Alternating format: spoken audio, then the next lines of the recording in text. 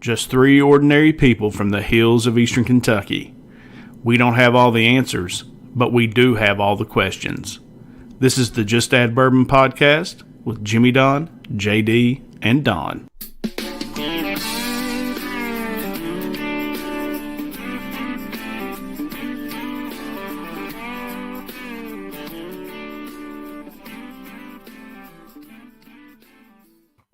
Welcome, everybody, to the Just Add Bourbon podcast. I'm Jimmy Don Kerr. I'm Don Gisica. And I'm JD Dammer.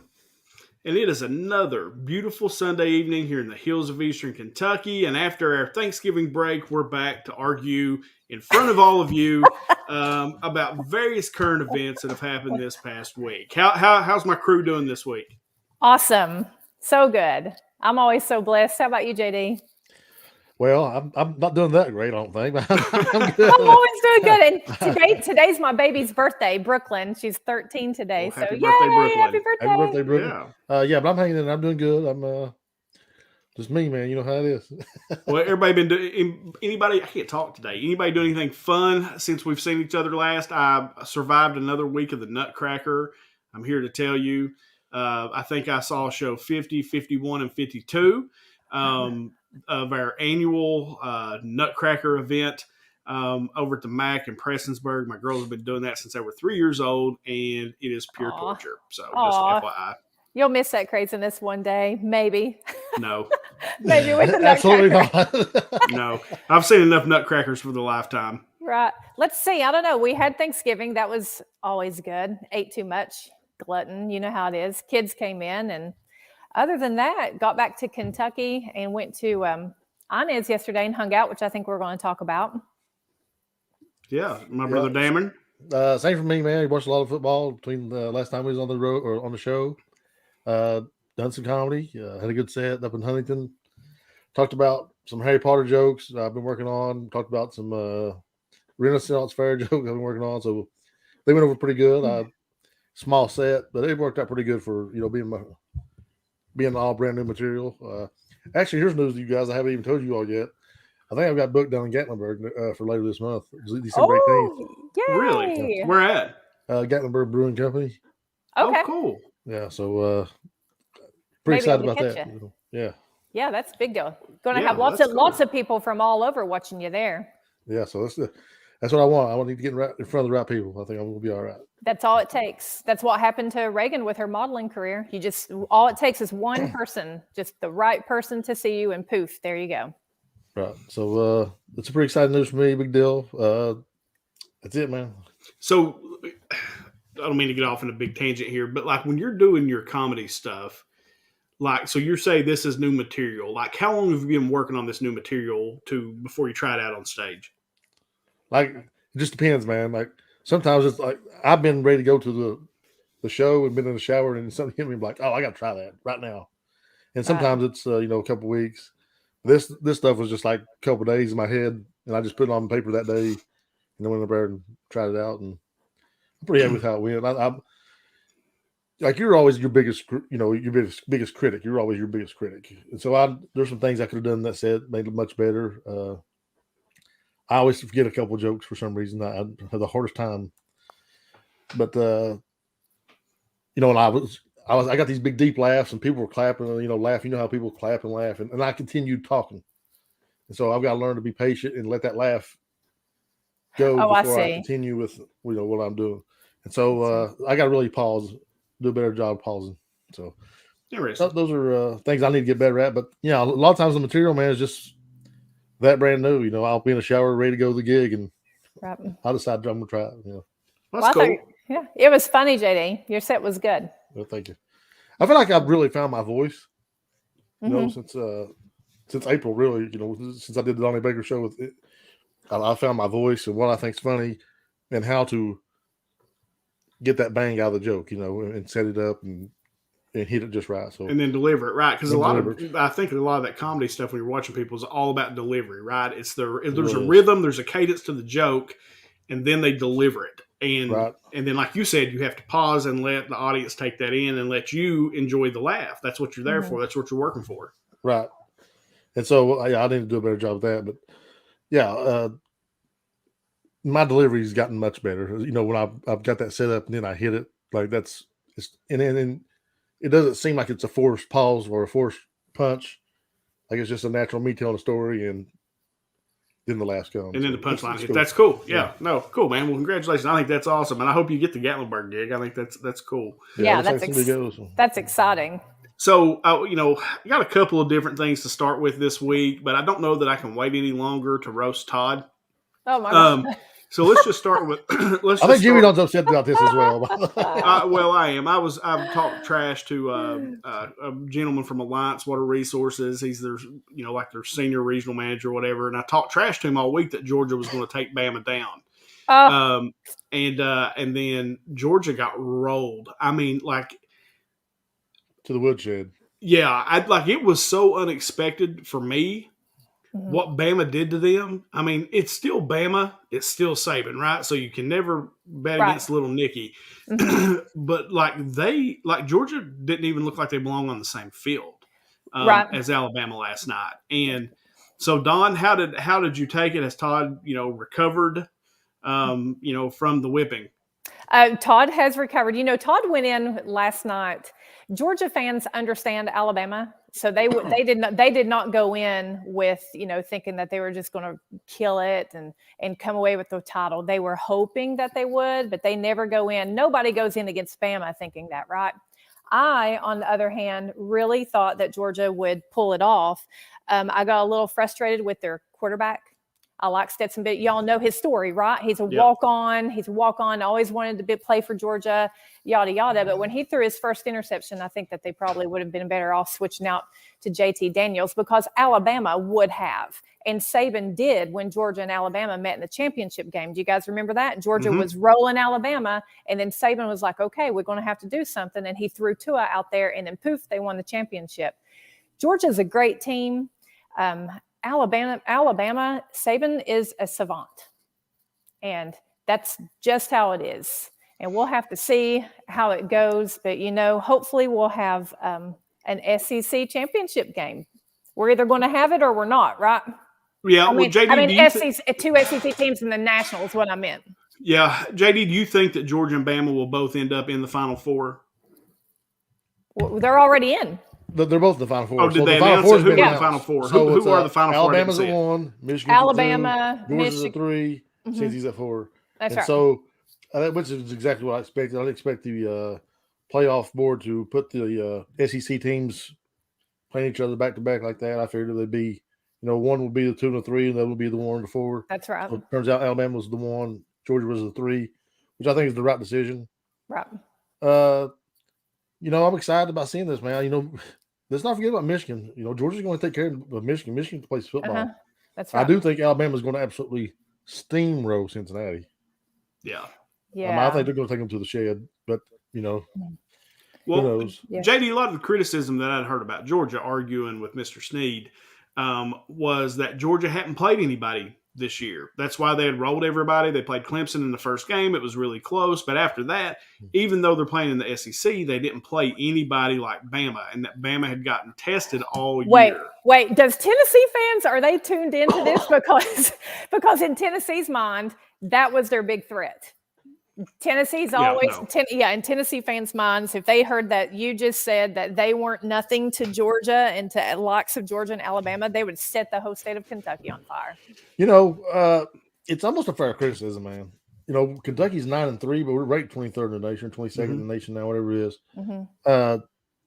But you can't blame Georgia for that because they only play who's on their schedule. You know, it's not their fault. Their rotation through the SEC West was, I can't remember who it was, but Tennessee is not ranked. Arkansas is ranked. Maybe Tennessee is ranked 25th. No, they're not. They didn't get. They didn't make it. So Arkansas and Kentucky are 21, 22. But that's not the reason that Alabama beat Georgia yesterday. Is because of lack of competition, and it's not. It was quarterback. They shut out coach yesterday, in my opinion. It was out quarterback too. I mean, Alabama. Yeah, Davis played out of his mind. Yeah. Well, I don't know if you guys seen that stop and go route they was running and stuff like that, where they could run past the defensive backs. That's scouting. That's film study. That's people knowing the weaknesses, knowing players, and exploiting it. That's coaching. Right. It's coaching and quarterback. It's Bryce, right? I think Alabama's quarterback's name is Bryce, if I've got that right. It I don't was, know. but Todd they will was correct me. they was using the formations though to create all that space for Bryce Young, which was really smart. It was good coaching. It was Saban's he's not the best. He's not the highest paid coach in the nation for no That's reason, right. guys. He's good at what he does. So what do you guys think we're going to do with the Final Four? Like, what do you think we're going to see? I think Alabama's going to steamroll Cincinnati. I think Georgia will beat Michigan. And we'll see a rematch in the national championship game. And what do you think happens in the championship game?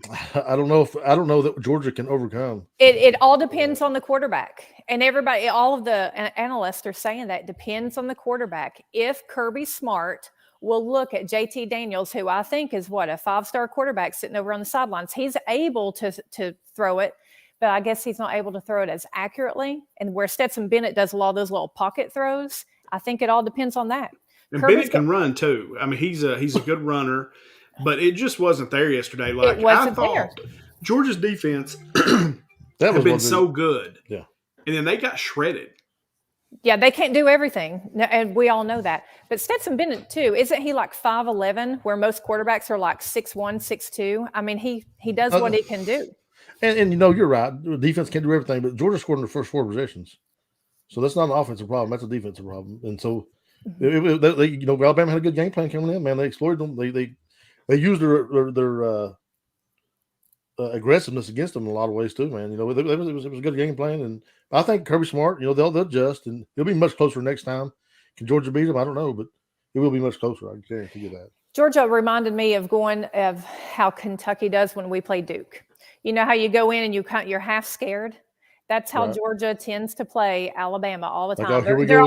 They're always kind of shocked. And then when Alabama scores and gets that momentum, I mean, they came out. That's how Saban does. He came out ready to fight, where Georgia came out ready to defend. And you shouldn't. You should go out ready to fight too. I mean, Georgia definitely could have done better, but, what are you going to do when you have a Heisman candidate for a quarterback? Yeah, a lot of truth. And then we got our Cats. Yeah, and then we got our Cats made the Citrus Bowl. They're going to take on Iowa, who got whipped by Michigan last night. I watched that game. That wasn't much of a game. What do we think our Cats are going to do in the bowl game? Well, I think it's a good matchup for us. Also, I think it's a good one. I hope that we can come away with the win. I mean, I don't know. I think we're similarly built. Sure, we are. Iowa, they don't beat themselves. You're going to have to beat them. That's what happened yesterday. They were just up against a much more talented football team. Iowa's not going to have a bunch of penalties. They're not going to turn the ball over a bunch. But if you turn the ball over against them, they're going to bury you. Yeah. And so we got to take them seriously for sure. But we're built very similarly, and I think it's a great matchup. I'm excited about it. I think we can win. Yeah, I think they have a hard time scoring. Their offense is not great. They've got a really good defense, but we have a prolific offense now. I mean, after what we did to Louisville, and we're really the last 3 weeks from the Tennessee game on, our offense really started clicking. So I think we can score, and then I think they're not good enough offensively to just put up a ton of points on us, even though our defense is hurt. So I think we end up pulling out the win there and take another Citrus Bowl victory. So let's talk about some local. Dawn mentioned it earlier. She was over in Martin County yesterday. And, a little local flavor. We've got this thing going on every winter now or every Christmas now. Called Christmas in the Mountains. And it's gotten bigger every year. I think this is the 4th or 5th year that they've done it, and it's getting bigger every single year. And you drive through our little town at night, and it is lit up, man. The Christmas spirit's alive and well in good old Martin County. I think it looks amazing. Yeah, it does. It's beautiful. And you guys know, I mean, I'm all for Appalachia, all for our hometown. I've said it before. I'll say it again. Inez, even without the lights, they have cleaned up. It looks so hallmarky. I don't know if you guys get what I'm saying, but for a girl, it looks hallmarky to me. So it already makes me want to walk the streets and, buy lollipops and stuff like that. Add Christmas lights, add all the festivities, all the crosses, all the believe in Jesus stuff around Christmas time. I loved it. I thought it was great. And then they brought their youth out and they did the waltz there in the street. They did the parade. I mean, this is what America is supposed to look like, in my opinion. JD, what'd you think about it? Oh, I thought it was a great time, man. It was great to be out again, outside, outdoors. Beautiful. The temperature was perfect. It was nice and chilly, but it wasn't too where you couldn't stand yourself. again, the waltz, the girls look beautiful. Ashton looked beautiful. Haley looked beautiful. The whole little group. The boys looked handsome. It was awesome. Cool. It was a cool time, man. And I don't know. I love that small town stuff too, man. I like being a part of it. Yeah. I like being out in that crowd and seeing everybody, having the funnel cakes and lemonade. And I missed that really.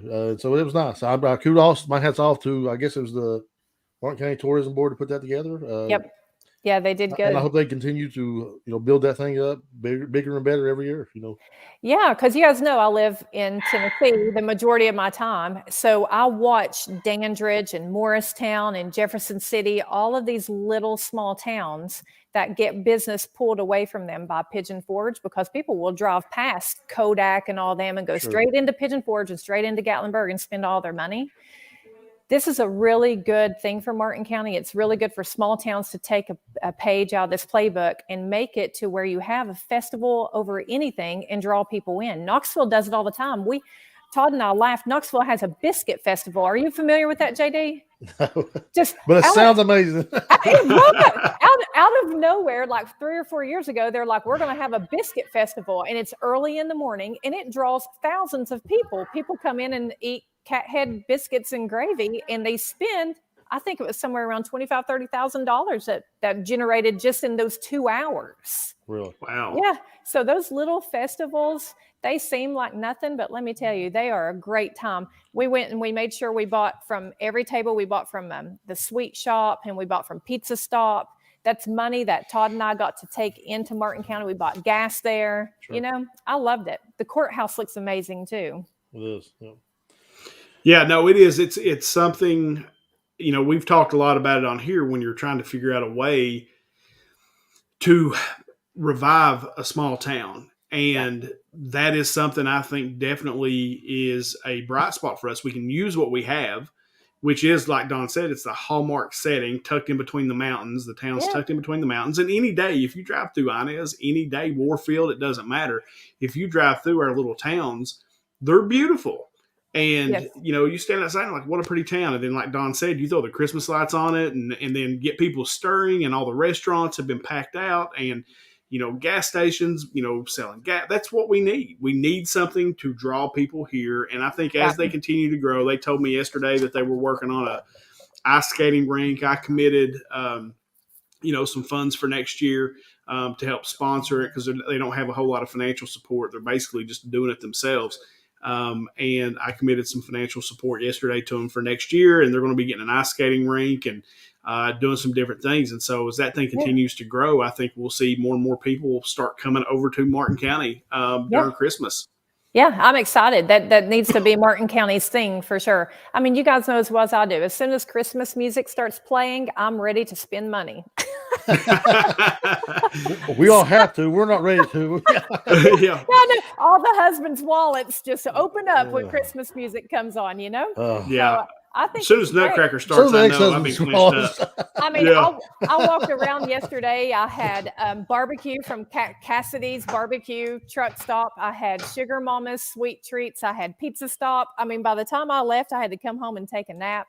How good is Sugar Mama's? Oh, yeah, it's so good. And then I got to see all of your guys. I didn't run into you guys, but I recognized your children by pictures. Right. And it just blessed me to see all these kids that I've watched grow up on Facebook. They don't know me from Adam, but I recognize them. I don't know. It was a great actually. day. I was actually.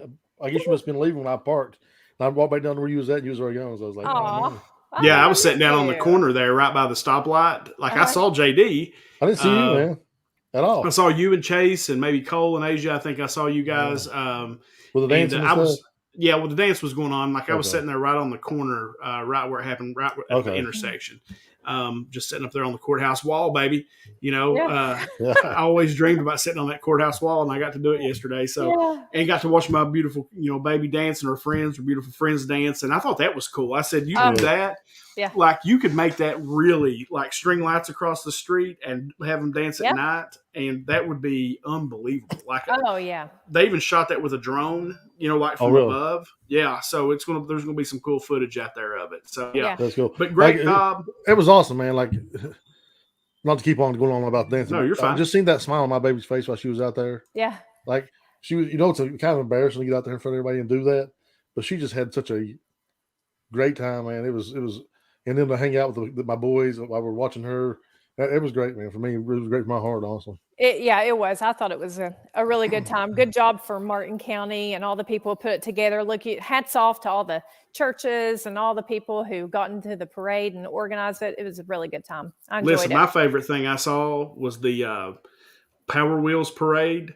Those little kids driving those Power Wheels up through that street. Like, you talking about laughing, I laughed. I've got to tell you. So they started all the parade. I left before the big parade. I did the kids rode the bicycles through, right? And they was like way ahead of their parents. So their parents were walking and were exhausted.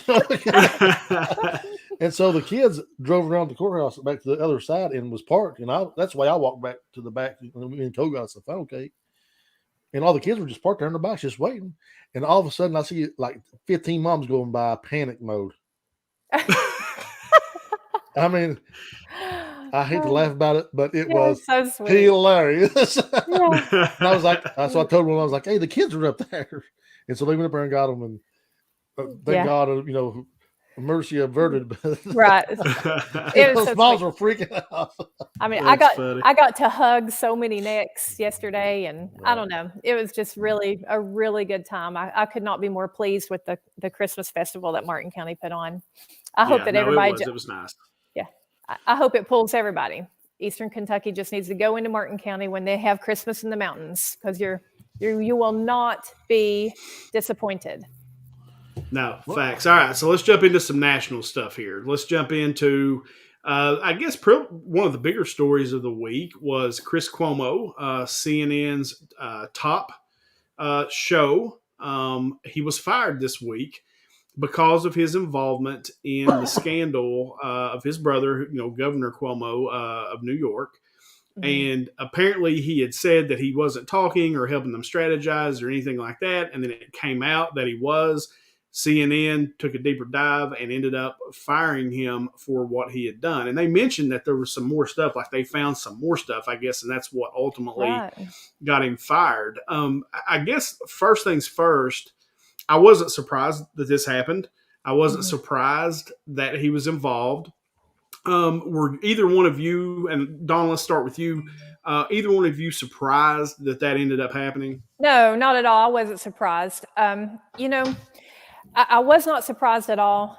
I would be ashamed, though, because once you become a journalist, there's a certain level of trust that people should be able to have in you and in what you present to the public. So brother or not, you have an ethics that you need to abide by. And it sounds like CNN, they haven't even released everything, but it sounds like CNN has decided that he crossed the line. So they terminated him. So we'll see what Cuomo comes. I'm sure he'll do an interview at some point. Yeah. We'll see what he says. JD, what do you think? I wasn't very surprised, man. I mean, it's easy for all of us to sit here and say, oh, he should have done this, should have done that. But that's his brother at the end of the day. Well, that's what I'm saying. Like if that was my sister, I probably would have done it too. I'll pull every channel, every string, whatever I got to do. I'm down. I'm going to ride. I'll get another job. It's my brother. Like, we're rolling. And I know I grew up with a girl, man, who was a really awesome girl growing up. Her brother ended up getting on some drugs and stuff. They ended up robbing a bank. Oh yeah, I remember that. And that's what you'll do for your siblings, man. And so this is small beans compared to that, in my opinion. Yeah. No, I'm not going to rob a bank, and I'm not going to jeopardize my. It's not nothing to do with my career. It's to do with my morals. Right, sure. Go ahead. If the public is looking at me, and remember, Chris Cuomo spent how many months saying that he didn't do anything wrong. So then not only did he do something wrong, but he lied about doing something wrong. So at least if you are going to do the bad things to cover up your brother and jeopardize your job, I probably wouldn't go on TV and say I didn't do a thing. You know what I mean? I would keep my mouth shut at minimum. But I don't know. I think it's a moral thing. Yeah, I mean, I get what you're saying. I mean, that all sounds great on paper to me. But I'm just telling you where I'm at. My morals, I don't have no morals when it comes to having my brother's back. I throw all that stuff out the window because I've got them 100%. To me, that's a moral thing. Like how far are you willing to go? Like I'm willing to go that far for my brothers. Period. Like so. And that really, I mean, maybe I'm most surprised to say it's myself. Like, I kind of get it, right? Like, I mean, if my sister needed me to do something, I would do it. Now, what Todd says here is the crux of it, though. This is the bad Right. part, is that he was trying to get information to discredit these women. And that is bad. It is bad. But at the same time, I swear I might do it. Right, but you would do it anyway, right? Bro, there's nothing I wouldn't do for my brothers. I'm gonna tell you right now. Right. See, I don't know. This Take isn't all that off the table. I'll do it. To me, this isn't like if Sandy or April or Bub or Char were like, hey, somebody punched me in the face, let's go get him. That's different. Then I would show up on that. But when it comes to showing up on that and then lying about it for months, I don't know. I can't go that far. If my brother needed me to bury the body, then let's roll out. I'm telling you, that's how I'm. And that's terrible, man. I'm telling you. I don't think that's the problem, JD. We're all in agreement. No, what we're talking about is he went on TV and said he didn't do anything. Okay, I would lie about burying the body. So I would at least shut up. I would at least shut up about it. But I'm sure he was being, questioned about it. He had to get the heat off of him. So he had to deal with that, dude. I understand the situation he was in. I think I'll do the same thing. Yeah, that's right. And Todd's point, he's right too here, though. Not necessarily the typical liberal part, but it is a typical liberal thing. It is to scream "Me Too" and then try to sabotage the women who have been sexually abused when it affects you. Right.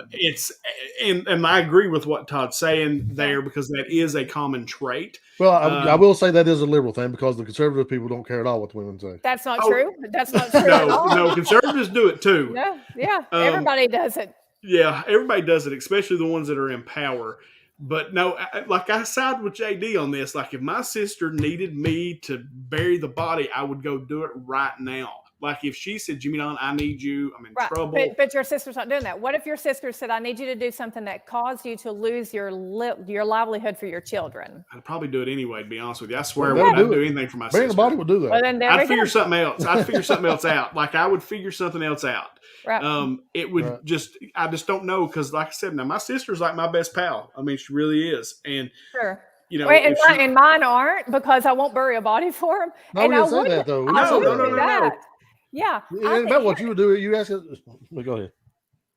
It's different, because I would be more like, I don't know, with my sisters and my brother, we more hold each other accountable on how we should act. Like, when I went through a really tough time a few years ago, my sisters weren't calling in going, you need to do it, have at it. They were calling in going, are you sure you want to do this? This might cost you this way or that way. That's how we take care of each other. And then if the crap hits the fan and we have to bury bodies or whatever, then fine, we'll do that too. But first things first, I would say, what the heck are you doing, Chris?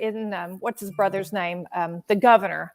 I can't remember his first name. Andrew. I'd go, my God, Andrew, you're risking the whole family name. That's sure. But then, we don't know that didn't happen. We don't know when this stuff was coming on that Chris didn't say, hey, man, what are you doing? Are you crazy? We don't know that. So, but he was put in that situation where it was after the fact, and it was damage control time. Yeah. And so Todd's on fire. So it's all fun and games for Andrew and Chris, or for JD and Jimmy Don to bury the body. But what about the body? What about the body? What about who loves the body? No, and he's not wrong. I mean, he's not wrong. No, I'm not saying he's wrong at all. I'm just saying, like, that was my initial response. I was like, dude, I'd have probably done the same thing. And I don't want to be like, dude, I don't want to come off like I'm this. Oh yeah, me neither. But super whatever, man.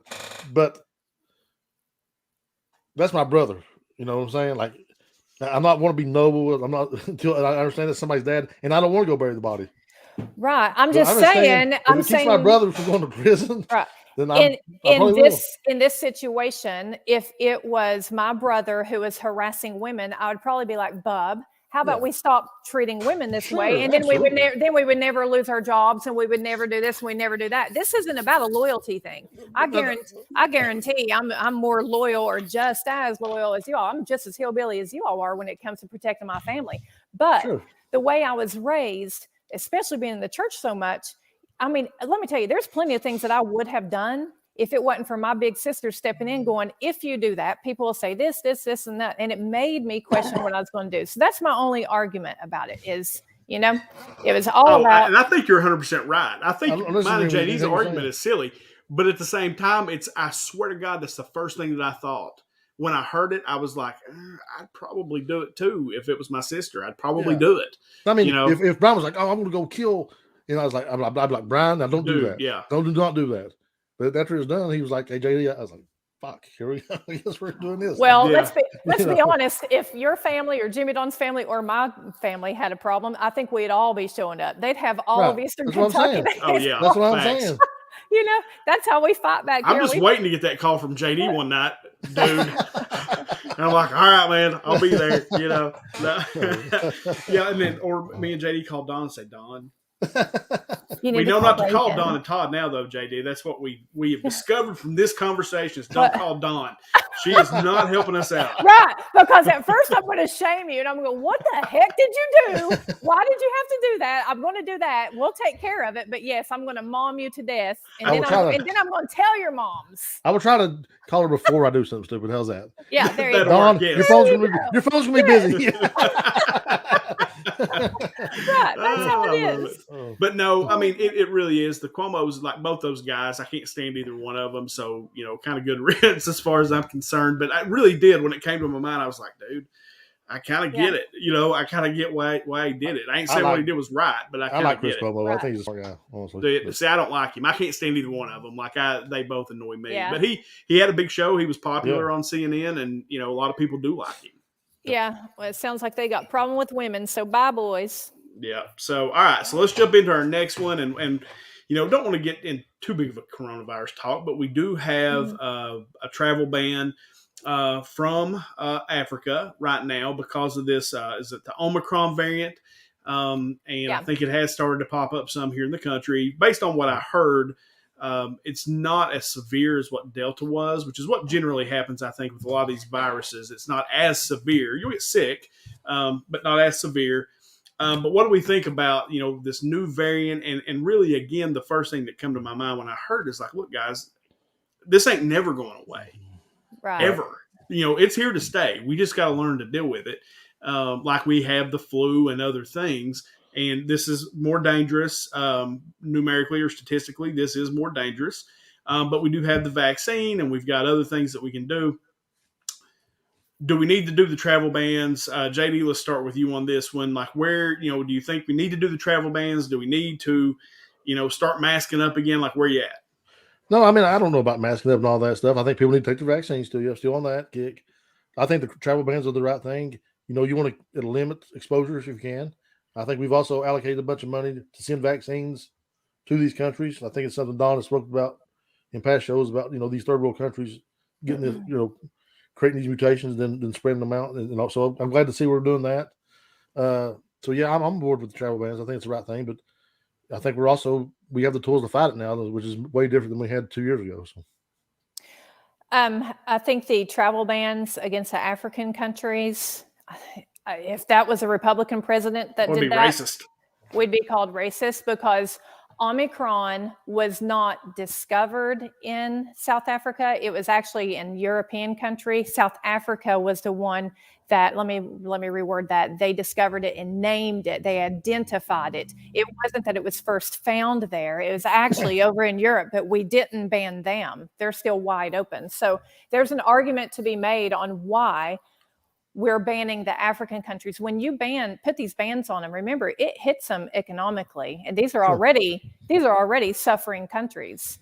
They do have the vaccines over there. They're having a hard time trying to facilitate the vaccines because, again, you're dealing with an African nation, and they have been treated poorly time and time and time again. So there's been so many things go wrong with this pandemic, boys. We've talked about it at length. We've beat the horse dead. I think we could have done better at handling this pandemic. But as far as Omicron, I would like to know why it is that we can put a camera on a giraffe. You remember when they did that a few years ago and we watched this giraffe that was pregnant? I long for those days. Why don't we have cameras on these people who have the so-called Omicron variant, and let's see what their symptoms are. Nobody's telling us anything. They're just saying it's mild.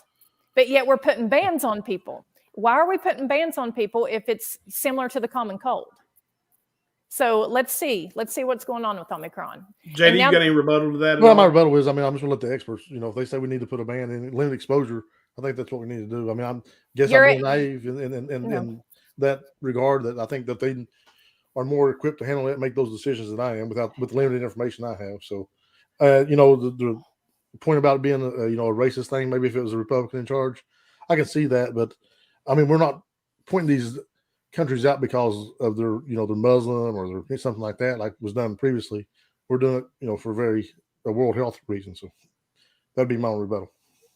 Don, No. anything back on that? We have no evidence of that whatsoever because we literally picked the African countries and let the European countries that have Omicron stay wide open. So, Well, I guess the evidence actually points towards racism versus not.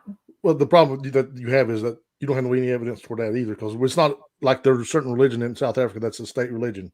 So it's not about the religion. It's about it's about the color. I'm saying that it's a racist move for them to ban African countries and leave the very white European countries wide open. That so also they're letting the white people Omicron. in South Africa come through?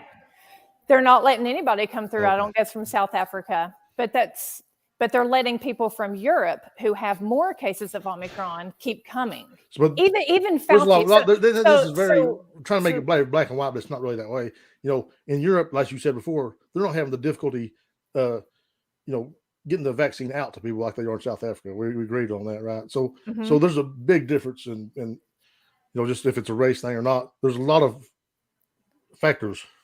It's a class thing too. I'm just saying.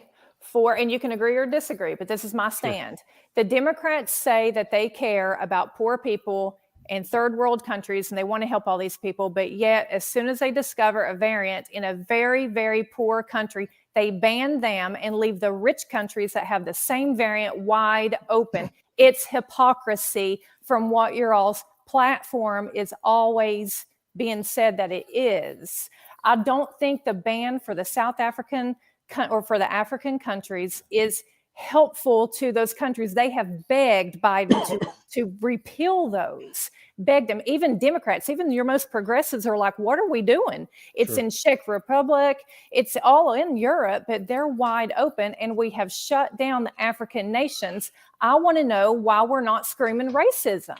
Oh, I think you touched on a little bit there. Why not? Because we're talking about a poor country that's not doing a very good job of acclimating their vaccines out, as opposed to these rich countries who are doing a very good job. So it makes a big difference. That's right. So it's not black and white thing. There's a lot of factors, like I'm saying. So let's run with that. And right now they're saying that the vaccines look like they don't work against Omicron. So now the vaccines are completely out the window, and we've still banned the African countries. And you have to test. And you have to. It's not new. They said from They said from the get-go that the vaccines, we are not sure. This variant has 32 mutations. Our vaccine is only designed to fight one spike protein. This one has 32 mutations around the spike protein.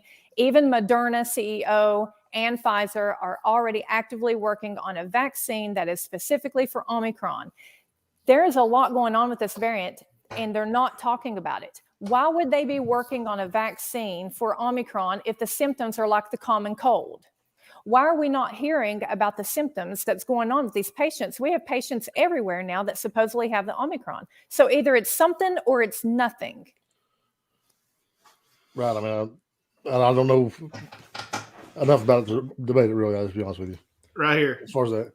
It's all about the money. So put our last comment up, because I want to address this one last time. I hate to get into this again, but I feel like this one. Yes. Where? Okay, because it seems like a way to implement tyranny. Now Germany is saying if you are not vaccinated, you cannot grocery shop. However, the vaccine does not keep you from spreading it, so it's bullshit, tyranny. Mm-hmm. Okay, I'm going to say this one more time, just for all the folks at home.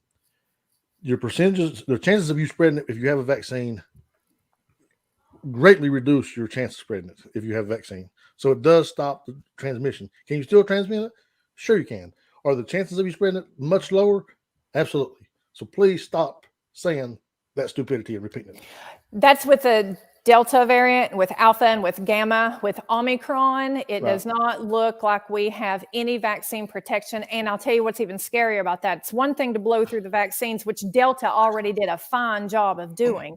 It's a complete other thing to blow through our treatments. I want to know if this is something or not. And I'm telling you, they've got more information on it. Either it's literally nothing, and it really is something about controlling the populace and doing all their crazy stuff, or it is something that we need to be prepared for. So who knows about COVID and Omicron? Like I said, honestly, I feel like this will go on and on. Like there'll be a new variant, in the spring. There'll be a new right. variant in the fall, and And that's what happens with the flu. There's a new variant of the flu every year. right. But with the flu, we take one shot. We're up to giving people 4 shots in 12 months now. We've got people taking their 3rd, and we've got immunocompromised taking 4. So we're at a point now with COVID that everybody's going to have to decide how many vaccines are enough. Because remember, whether we like it or not, we have no data, no long-term data on these vaccines. And I'll say something else, and the conspiracy sides will probably applaud me on this, but I'm going to have to give it to them. They said it from the beginning. Conspiracy theorists said from the beginning this would be one vaccine after the other, and that's how it's starting to look. Honestly, where is it going to stop? We've got people not. Jimmy was talking about his Chicago trip. You're not going to be able to go into a grocery store if you ain't got 2 vaccines. What happens to the person who took their 1 vaccine and threw off 15 blood clots and can't take number 2? They're still trying to work that out. Yeah, it sucks. But I want to say something about the conspiracy theory thing about it's going to be one vaccine after another. I think we pretty much probably knew that pretty early because we knew this thing wasn't going to go away, right? We knew it was the COVID pretty quickly that it's a viral infection that was going to stay here for a long, long time. So I know the idea of having a lot of vaccines was probably because Fauci told everybody, you take the vaccine and go away. It goes away. That's what he said. So we're actually working with their own words.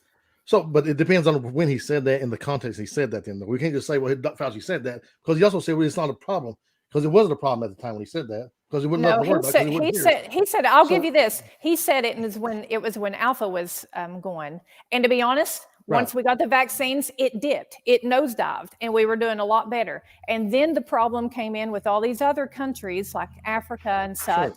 They didn't have the vaccine. They didn't have the vaccine. Not that they didn't facilitate. They didn't have it at that time because we all hoarded it.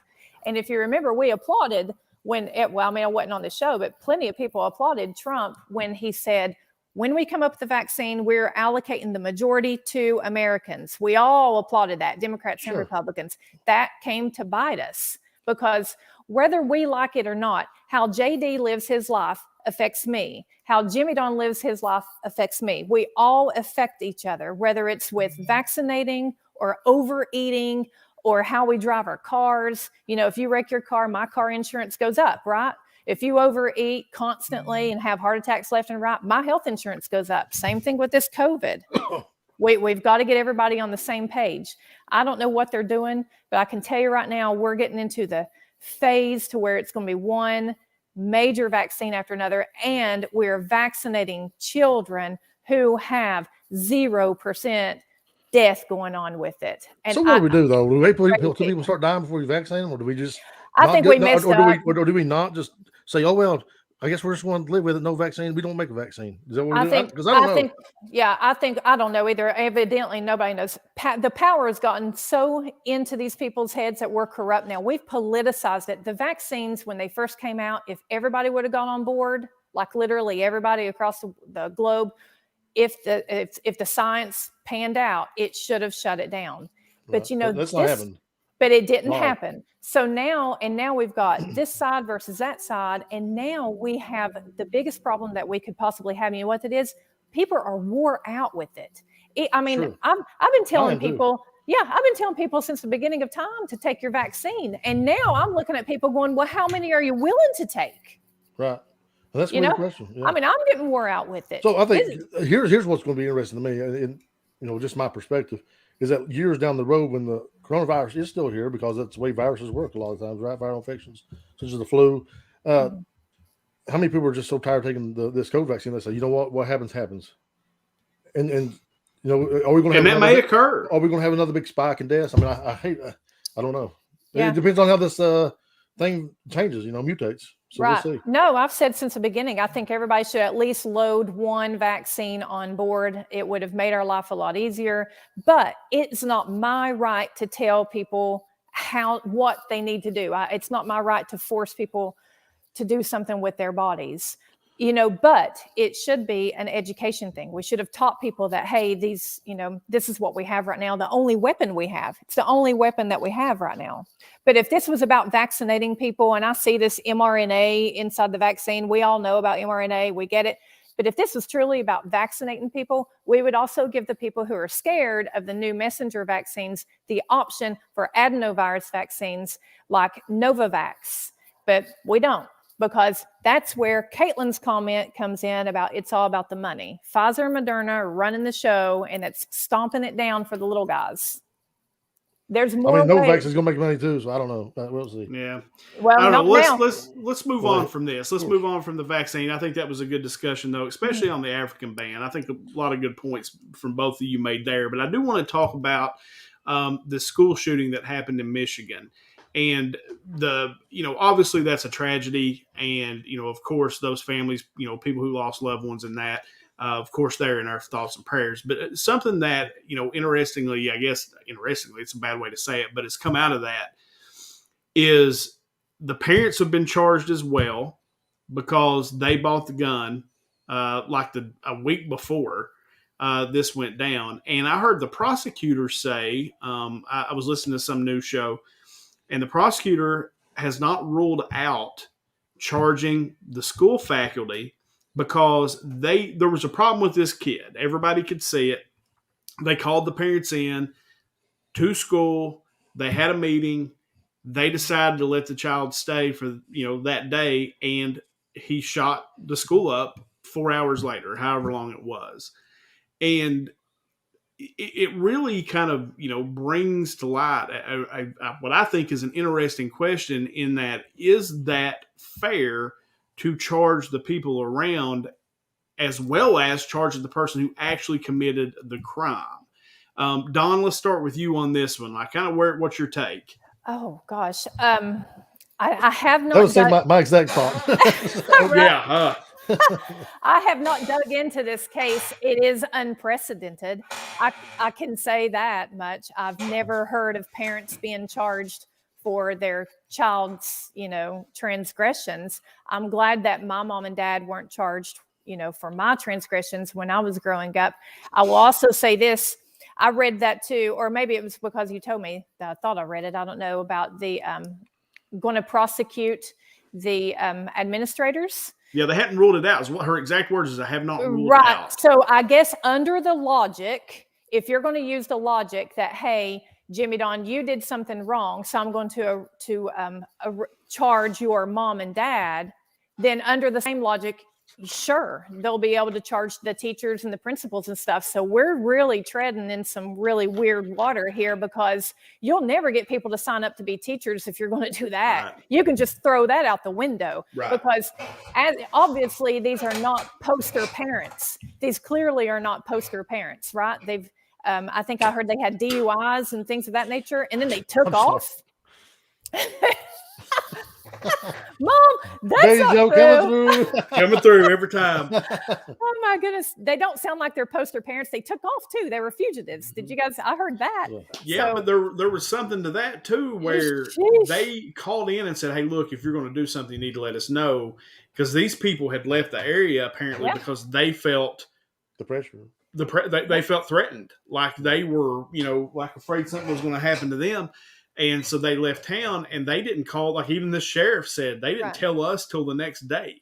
We asked them, if you're going to do this, you need to let us know so we can make plans to make this happen. They didn't do that. They definitely are culpable. I don't know if they are. I don't know if what are they charged with, Jimmy Don? Manslaughter? That may be an overreach because they weren't there. They didn't do it, but they definitely have some type of role in this. But now, because of this charge against the parents, it opens the gates to charge the teachers that heard it and the principals that could have forced them, because they have the authority to get these kids out of school, and they didn't do it. They allowed the kid to stay in there, and then he shot up the place. So this is going to be an interesting case that I'll have to keep an eye on. So these court cases which we actually didn't even talk about the other ones, the Ahmaud Arbery case and all that other stuff. Mm-hmm. But these are the kind of cases that really define a society, honestly. How culpable are his parents? And where does it stop at? Does it stop the school administrators? What about his uncle and aunt? What about the gun manufacturer? What about the people who sold him ammunition? How far down the line do we go? Mm-hmm. And we really, really are treading on some slippery slopes.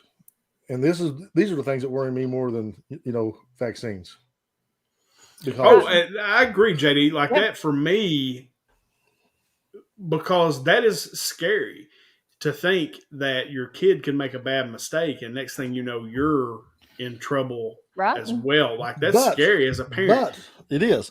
But if let's say I had a 10-year-old here would bust the windshield with a rock, who do you think would be responsible for that? Right. Well, but no, that's true though because they're underage. I mean, Because essentially, they're so minors. This is a 15-year-old kid. So what responsibility? When do we cut that tie, and when do we cut that responsibility? And it's so hard, man, to draw such a hard line because every kid and every parent and every situation is just so different.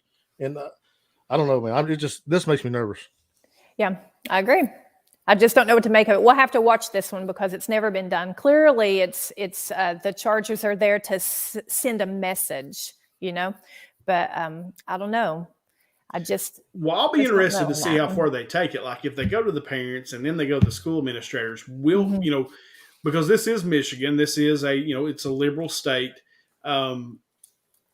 Will they try to go after the gun manufacturer? Like, it seems like that. Like, how far does it go? Like JD said earlier, like how far does it go?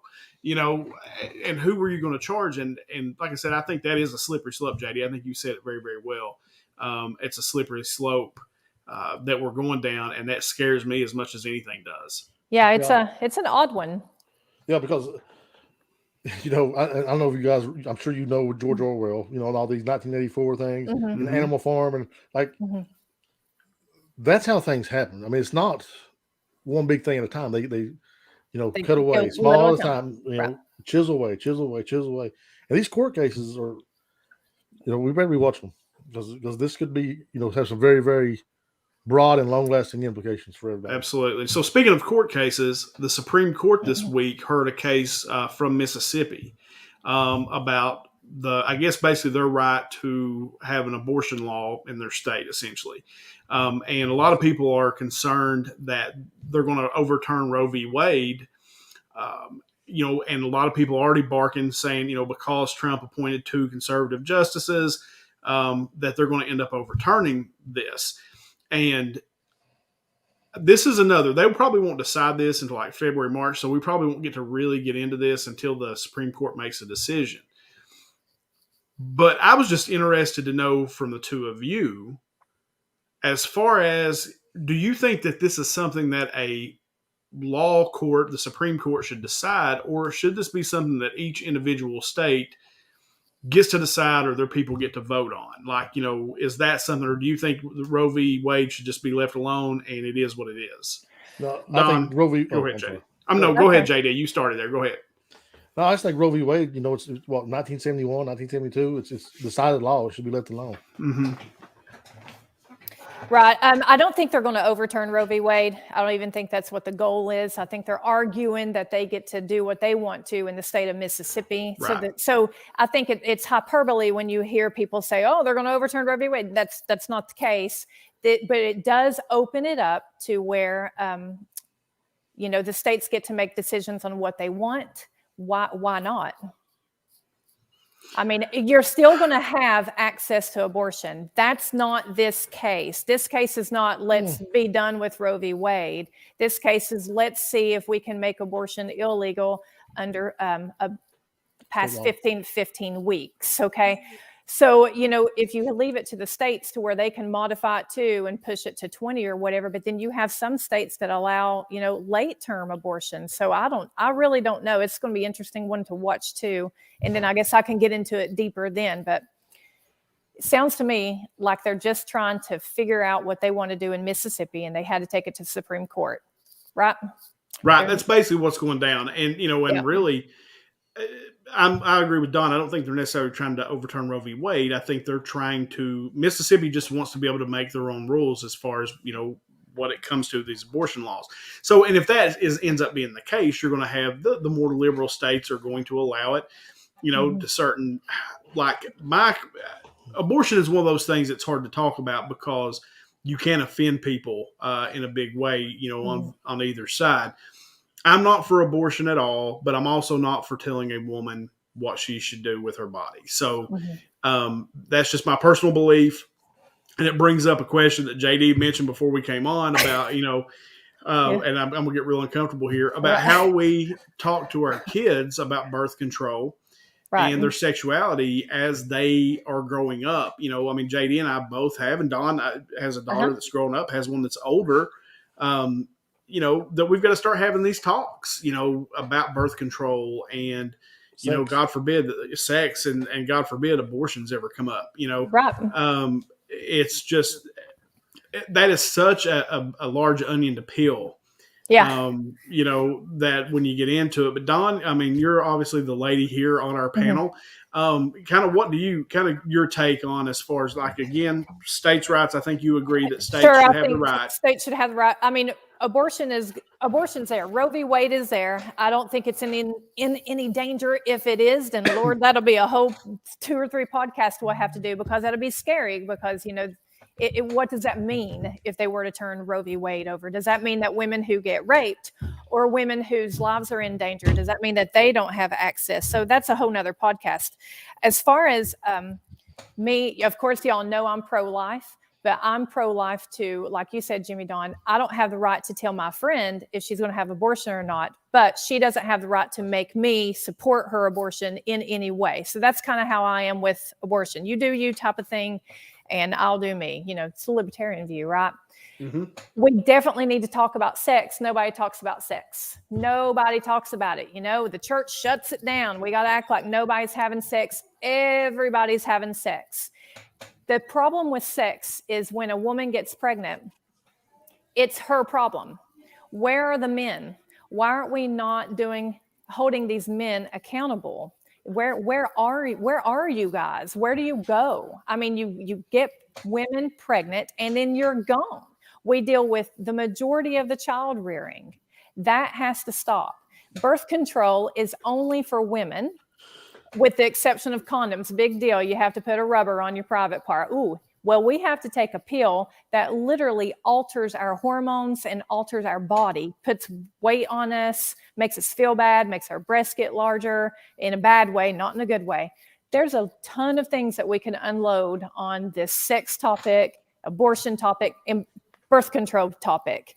Well, JD, do you want to bring that up? Because it's fine. I don't want to share anything that you don't want shared. No, it's fine. But I want to touch on your subject about me and, you know, birth control. I did my part. I got a vasectomy, so I'm good. Yay! Honestly, you know, that's good. Yeah, because it was actually turned out to be one of the. I was actually married, and we had her.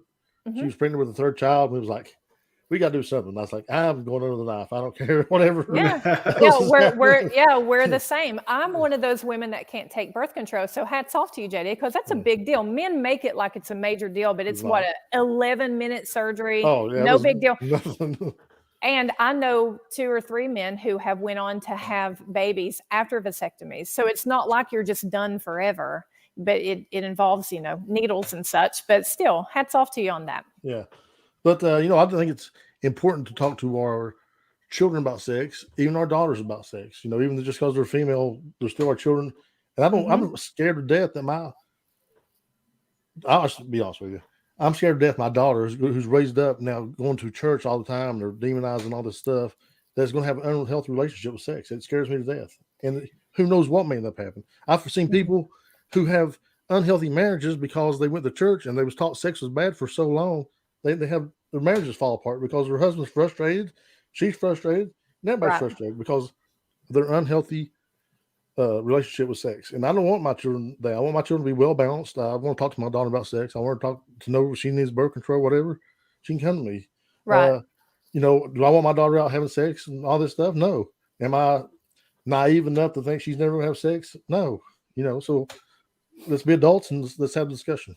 No, I totally agree. And those are all valid points, especially being in smaller areas. We do tend to teach the girls to keep everything quiet, sneak around, do this, do that. Don't talk to mom. Don't talk to dad. Don't let anybody know. We have got to bust that up. if you feel like your kids are sexually active, or let me change that. If you think your kids are not sexually active, you're wrong. Right. Okay. That's just how it is. You're wrong. So you need to just run with that and decide, especially around the age, 14, 15, wouldn't you all agree? 14, 15, 16, Sure. when the hormones really start getting into gear, Mhm. set them down. If you have girls, set them down. Tell them how men should treat them. Tell them how sex is designed to be. If you're Christian like I am, run on the Bible stuff and say, this is how it's meant to be between, your husband and wife type thing. If you make a mistake before then, you need to know that could be the consequence, or that could be the consequence. You also need to teach the girls that it is not about just male pleasure. If I'm having sex and I'm not getting pleasured, then what's the role here? Am I just an object? Women have every right to enjoy themselves as much as men have. And that's healthy. That's not me being vulgar or provocative. That is me telling you that as a female, you have a right to have good sex with your partner, and safe sex. And if you're dealing with teenagers who are sexually active, they need to know the consequences of STDs, the consequences of teenage pregnancy, especially if it's a girl. She'll be stuck with the baby. It's a guarantee. She's going to be stuck with the baby. That's just how it is, while the boy runs around and lives his life. So as the mother of 2 stepsons, I can tell you, if my boys impregnate a girl, we will be involved. We will help her go on to college. I'm talking about the girl who had the baby. We'll help her go on to college, or help her if she's working a job. We're not going to abandon you. That's how society needs to look at this, but it doesn't. Instead, we have men who fight women over paying child support, or if they do pay child support, they pay just the minimum, right? And then they hide their income. What are we doing? Or we forced to have girls. This is going to be a little bit racy for even the podcast, and some of the people listening are not going to like this at all. But if you're a young girl and you don't have a job and you live home with your parents and you go try to adopt a kid, guess what they're going to do to you? They're going to turn you away, reject you. But if you get pregnant, the same government's going to force you to have the kid. And so if Roe v. Wade gets overturned, and so, and even societal, even what we call, in the eyes of the public, you're guilty of all these things, and you're really looked down upon if you go have an abortion now and do the things you do. So we force women to have these babies, and then we just forget about them, thinking, oh, well, you screwed your life up, and that's just all there is to it. Which is absolutely not right. Right. That's just one part of it. You are definitely looked down on if you have an abortion. Amen to that. Because I know some girls who have had abortions, and not only are they looked down upon, but they have some psychological problems that they will admit that has happened to them because of their abortion. That's why we want to stay away from abortion. That's why abortion is so contentious, because it's more than just a physical thing. It's one of my friends, every time a certain month and a certain date of the month rolls around, she goes, well, my baby would have been, 18, 17, so forth. But the opposite of that happens too, though. The opposite of that happens from the people who look on the inside out. They think the abortion, like these women just getting locked up and go have abortions, like it's going to get ice cream. And then you have teenage pregnancy, and you boys can agree with this because you all have seen it. How many people have we known that's gotten pregnant as teens, whether we love them or not? People whispered and rumored about them. Oh, sure. And it could have happened to any of us. And it could have happened to anybody. Why do we allow women to constantly carry the shame of society? We have carried the cross forever. It never stops. I cannot just sit here and burst myself into pregnancy. Todd has to be a part of that. But yet, if I get pregnant, Todd gets off scot-free, and I'm the one that's left with trying to figure everything out. That's how our society, how this patriarchy has been, one right after the other. And as a mother of daughters and as dads of daughters, we have to do better in educating our girls. And let me tell you, my girls are going to make wonderful wives. I will see to it, and they're going to make even better mothers. They have been told everything that they could possibly be told, educated on every angle. When it comes to sex, I took my oldest daughter, and if she's watching, she's off on a modeling gig right now in the middle of the country. But I will say this, if she's watching, I'll just apologize. I'll buy her something or something. But I took her to the gynecologist. And this was a year ago. And it was because she turned 18. So when your daughter turns 18, your PCP is going to look at you, because you guys don't have an 18-year-old yet. They're going to look at you and they're going to go, it's time for her to have a well woman check. Okay. Well, when you have one who is a virgin, that contends of a different check than what I have. Okay. So I take her in and I go in with her because it's her first visit. And this is the truth upon my word of honor. Y'all like my hillbilly? Upon my word of honor, this is the truth. You already said Burry, so you're good. We go in and we have our mask on, and I'm already nervous, and I've got my sweet little daughter there, and I select my doctors. I don't just pick anybody. I select them. This guy was the highest reviewed guy in my end of Knoxville. And yes, he was a man, but this was no big deal, right? We're going to go in and we're going to check the breast and we're going to palpate the abdomen, because there's no need for anything else because she has not been active. Would you believe that when I took her in there, he saw that? So when he came in the exam room, he took his little chart and he set it down and he went, "Ma'am, what is it that you want me to do?" And I went, "Well, she's in here for her well woman child." And he said, "Well, on here it says that she hasn't been sexually active." And I look over at Ray, and Ray's like looking at me, and I'm like, "Well, no." And he said, "Well, what is it that you want me to do?" Girls that come in this age want to come in to talk for birth control. I about shot confetti out of my rear end.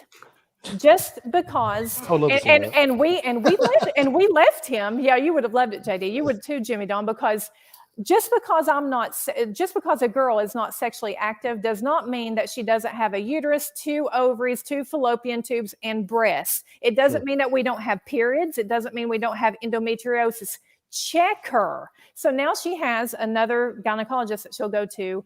That is a female. When I called them and said, "This is what I'm doing. I'm bringing this girl in. She hasn't been active. Will you check her?" You know what they said to me? And I was aghast because I don't know. I don't work in female health. They said, "Bring her in. We'll give her an abdominal ultrasound. We'll make sure everything's healthy." That's how you're supposed to treat women. But do you see what my problem is? I took a girl to a gynecologist and he shamed me because she wasn't sexually active. So we left and I've got poor little Ray pukes and faints with her period at least twice a year. I need somebody to help me with that, but I can't get it. That's what females are constantly having to find. Caitlin, we're actually set up with generations or contemporary, I think. So taking her to a woman. So, but even when you go to men who've been trained to help us, we have to fight. So you guys talk to your girls. I don't care how uncomfortable it makes you. I don't care if it makes you puke, pass out. When you wake up, you keep talking about it. Let them know that men are supposed to be gentle. They're supposed to be kind. They're not supposed to pressure. If a girl is not ready, then she's not ready. And tell Ashton and tell Haley, these boys that tell you, "I love you and we're going to get married with the picket fence and the 2 dogs and the BMW and the Lexus, and you can stay home." There you go. It is all farce. And the sex is not going to be good either. No, it is 6-year-old not. boy. no. Yeah, that's right. Yeah. So keep yourself intact. Look at girls who are living their lives and they are not sexually active. They're living full lives. They're living their life and doing great. You don't have to be active. You don't have to give your body away to anybody. But if you do, you need to have parents that are open-minded. Sure. And if not, turn on this podcast and throw us up a question. You can do it anonymously, and I'll talk sex all day. Mom loves it when I talk sex on here, I'm sure. Well, I'm just taking this in because this is something that I struggle with. Now, I have talked to Ashton about boys and their entire mentality. You know, and here's what you can expect a boy to do. They will lie to you. They have one thing on their mind, one thing only. And for years, that's all. I remember being that age, and it was almost like somebody flipped a switch on me, and that's all I could think about. Yeah. And Amy took the part of explaining. Yeah. Yeah. Amy explained the part about how a man should treat a woman, and I've taken some of that too. Sure. Right. But Amy's talked to him about that. So I think it's an important conversation. It makes me incredibly uncomfortable. I'm not gonna lie to you, but I mean it does. But it's just because it's my babies, and I don't think I still think they're right. they're 5. And Jimmy Dawn, you're looking at it from a standpoint of a dad of daughters. When you are hanging out with your fellow dads, and this goes to you too, JD. When you're hanging out with other men and they are men who are fathers of sons, that's where these conversations need to come up. We have got to raise better men. So what? So what? I could not care less if 5 switches go off on you all and you all stay, turned on for 5 years. Use Rosie and her 4 sisters. Don't bother the girls, right? There's ways that you all can relieve yourself on your own. Don't put teenage girls under pressure to have sex when they're not ready, because there's big consequences for us. Big consequences for us. So it has to start with talking to the boys. The boys have to know that we are not objects. We're not a commodity. We're actually something that we want you guys. We want you all to protect us, be with us, love us, and be kind to us. We don't want to be treated poorly. But JD touched on a big topic when he said that marriages are being broke up over this. They are. And let me tell you, I'm going to talk to the women that are my age. If you're not taking care of your man at the house, he will look in other ways. I don't care how good you think he is. And it doesn't mean that he's going to step out on you. I'm not saying that. I'm saying that the desire is there. He's a man. But the problem, I'm sorry to cut you off there, Don. That's okay. But the problem has been generational, though, and that and I don't want to call out your mom or my mom or that generation, but they thought of sex as something you don't talk about it, don't speak about it, nobody won't bring it up, and then you get a nursery at the high school. Yeah, then you get nursery at high school. Yeah. I remember when I was pregnant with Reagan, JD, I wanted to, because y'all know me, I like to wear stuff that is, tighter to my body. That's just who I am. It doesn't mean I'm a whore. Doesn't mean I'm a slut. It means that I'm confident with my body. I wear what I want. Sure. I put on a tank top and it was tight and it hugged my big fat pregnant belly. Yeah. And I had a lady come up to me in that age and, in that generation. And she's like, you don't need to do that. That lets people know that you had sex. Of course I have. Pretty obvious, right? I mean, honestly, but sex is not a dirty thing, and that's where the generation before us has failed us, and they failed us on a few things, but this is one of them. And that it's easy to say, women, make sure you take care of your husbands, and I agree with you wholeheartedly, Dawn. Your point is absolutely on point. Yeah, but because we're human, we have desires, we have wants, we have needs, but a lot of women have a very unhealthy point of view on sex because of the environment they was raised in and reared in, and we need to do a better job. This generation needs to do a better job. They have, because of the environment they've been raised in, and because of the way the men have treated them. Look, sure. We're pretty easy too. You guys are super easy. Feed you, screw you, and respect you, and you're fine. You're off in the woods. You're doing fine. With women, if you would just help us out every now and then, vacuum the floor. Use a vacuum cleaner and you'll get all kinds of action. Make us feel like if we're feeling sick, don't act like we've inconvenienced you. Instead, snuggle with us and watch the lame Lifetime movie that you can't stand. Tap into that, and then before you know it, you'll be tapping into other things. Woo, woo. Woo, woo. Yeah. Hold on. Let me take some notes. Hold on. See over here. What I need to do.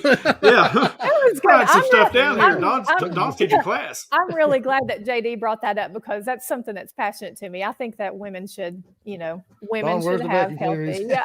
Yeah. Todd's like, where's that vacuum? Yeah. He's it's in there cleaning right now. Closet. She ain't backing down from that one. Go ahead, bro. That's right. It's in the hallway closet. I just want to make sure that we all know that we've got to teach these kids. Talk to them about these topics. Absolutely. Don't let them be a case that we're talking about, And don't let them find out on their own. Because the people in the rear right now do not have good intentions. Yeah, come to us. What is that? Look, it's a floating vacuum cleaner. Todd's ready to go. Trying to tap into something else now. Yes, sir. Todd's already vacuuming. He's going to vacuum, watch Yellowstone, and then maybe who knows? That's right. He's beet red. I wish y'all could see his face. That's so funny. That was a good topic, though, but God bless these young girls. I'm glad that they're learning and got parents like us. We're going to do lots of things different, right? Absolutely. All right, so we got 2 more topics. Do you guys want to jump onto those? Yeah. So the other, and these are fairly quick. I mean, Dr. Oz announced that he was going to run for Senate, or was thinking that he might run for Senate. I'm not sure which one it is, but he's announced that he's going to run, JD. So do we care, or do we want people like Dr. Oz, running for office? I mean, I think the Republicans have a good card. They find somebody famous, they put them in office. Yeah, Can be. I mean, I guess he's running for in Pennsylvania, right? Yeah. Mm-hmm. I mean, they loved him. I mean, the left loved him. Oprah loved him. Everybody loved him just a few years ago. But now all of a sudden he's getting burned, at the stake. So I don't know what his stands are. I don't know what his ideology is. He's running on Republican ticket. So I assume that we're probably somewhat like-minded. I don't know. Honestly, guys, y'all know where I'm from. I would like to see somebody with a regular job who has regular problems run for these offices. All these millionaires and elites running this country. That's why we can't figure out how to run even a pandemic. Yeah, because they're so out of touch with what's actually happening in our lives. They have no clue. They are right. In all honesty, when I say that I think that me and you and JD could have done better with the pandemic, I truly mean it, because we would have talked to people. We wouldn't have been chasing people down and doing this. We would have actually talked to them. But, I want regular people. Fine if Dr. Oz wants to run, but I wish a truck driver or a school teacher or somebody money behind regular problems would go. Look, JD, Todd's still at it. Vacuuming, Yellowstone, and Don for president. We're trying to do all kinds of freaky shit tonight, Todd. He's really trying to crank it up here. Let's get into something good. That's hilarious. Absolutely. Seriously, I want somebody who worries about their next check. That's what I want. Right. Yeah, no, I think there's something to that, because they really are so out of touch. Republican, Democrat, the entire government are so out of touch with the everyday American and what we have to go through just to get by, that they have no clue how the things that they do affect us. They have I don't know if I agree with that wholeheartedly or not, though, because I want to see somebody that was successful.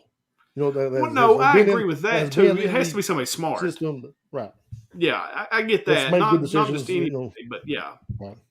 Yeah. I think we need to form our own Appalachia interest group and pick our own candidates and put them up. But just that bourbon party, baby. Here we go. There you go. I like it. Hey, even better. We need to have those shirts. All right. So last thing, there may or may not be an asteroid coming towards us. That's it. There we go. We've had it now. Here comes the asteroid. Yeah. Well, I mean, if an asteroid hits us, we can't figure out COVID. What are we going to do if an asteroid hits us? I know, right? It's supposed to be bigger than the Eiffel Tower. And NASA says that they don't think it's going to be hazardous. Okay. They're not, they're like the weathermen. They're not for sure if it's going to snow. They're not for sure of this. But from what I understand, I think it's going to get, astronomical miles are different than layman miles, right? So I guess it's going to come, you guys have to check me, 2 million miles close to us. I guess that's close for, like I said, astronomical terms, but. Well, that's what I was getting ready to say, Todd. There's been enough movies. We send Bruce Willis up. Right. Set off a rocket. We know what to do. There's been plenty of movies. Ben Affleck did it too. I mean, come on, let's get started. Look, day after tomorrow, there's been 1,000 movies about this topic. We can 100% figure this out if we watch Hollywood. I mean, I ain't watch the movies. I ain't worried about no asteroid. No, that was a fun show, guys. It's good to be back with you guys. Next week, I may or may not be here. I will be in Chicago. We'll see what happens. Don and JD will do the show in my absence if I'm not here.